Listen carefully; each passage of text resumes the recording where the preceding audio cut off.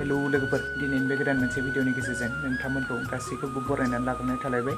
स' लोगोफोर दिनै आं बे भिडिअनि गेजेरजों नोंथांमोननो गलापी फिल्म्स प्रडाक्शन बेनारनिफ्राय दिहुनजानाय गोदाननि आबुं मोनसे बिथां प्रबिन गयारी आदानि स्ट'री स्क्रिप्ट आरो डाइरेक्शन होनायाव दिहुनजानाय गोदाननि आबुं मोनसे बर' सावथुननि सायाव भिडिअ आपडेट लानानै फैदों।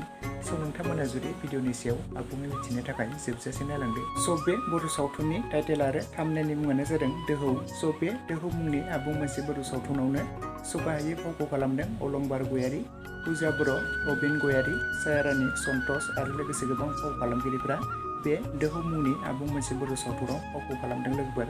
स' बे बर' सावथुनखौ दायो एपिसड 1 निफ्राय लानानै एपिसड 5 सिम अलरेडि रिलिज खालामनानै होबायदि लोगोफोर। स' दासिमाव जुदि नोंथांमोना सोरबाफोर नायालासिनो थादोंब्ला बयबो गलापी फिल्म्स प्रडाक्शन चेनेलनि गेजेरजों बयबो थांनानै नायहैदो आरो बयबो सापर्ट खालामहैदो बिथांनि गलापी फिल्म्स एन्ड प्रडाक्शन चेनेलखौ।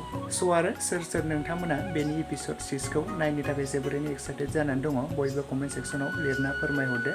स' बे एपिसड 6 खौबो स' थाबैनो रिलिज खालामनानै होगोन दे लोगोफोर। स' नोंथांमोना बयबो नायनो थाखाय नेनानै थाथ'दो आरो सोर एक्साइटेड बयबो कमेन्ट सेक्सनाव लिरना फोरमायहरदो।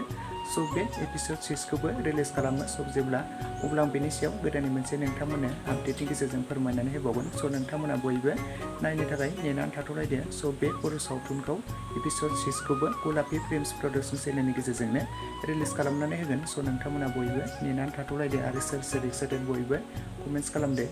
स' आरो सोर नोंथांमोना बे दोहौ मुंनि आबुं मोनसे बर' सावथुनखौ एपिसड 1 निफ्राय लानानै एपिसड 5 सिम नायखो आरो नायनानै बे बर' सावथुनखौ माबोरै मोनखो बयबो कमेन्ट सेक्सनाव थाबैनो लिरना फोरमायहरदो।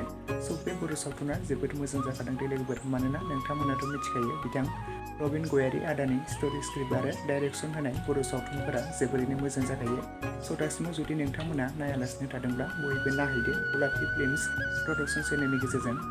स' लोगोसे नै दासिमनि भिडिअ आपडेटआ बेखिनियावनो। भिडिअखौ नायनानै जुदि नोंथांमोना मोजां मोनोब्ला लाइक खालामदो, लोगोसे चेनेलाव गोदानै फैदोंब्ला साबस्क्राइब खालामनानै खाथिनि बेल आइकनखौबो अल प्रेस खालामना लादो जाहाथे नोंथांमोना बेफोरबायदिनो माखासे गोदान बर' सावथुन आरो एलबामफोरनि आंनि बे चेनेलाव मोनथिबाय थायो। स' थेंक्स फर वाचिं। नेक्स्ट भिडिअआव थाबैनो लोगो मोनफिनगोन। बाय बाय।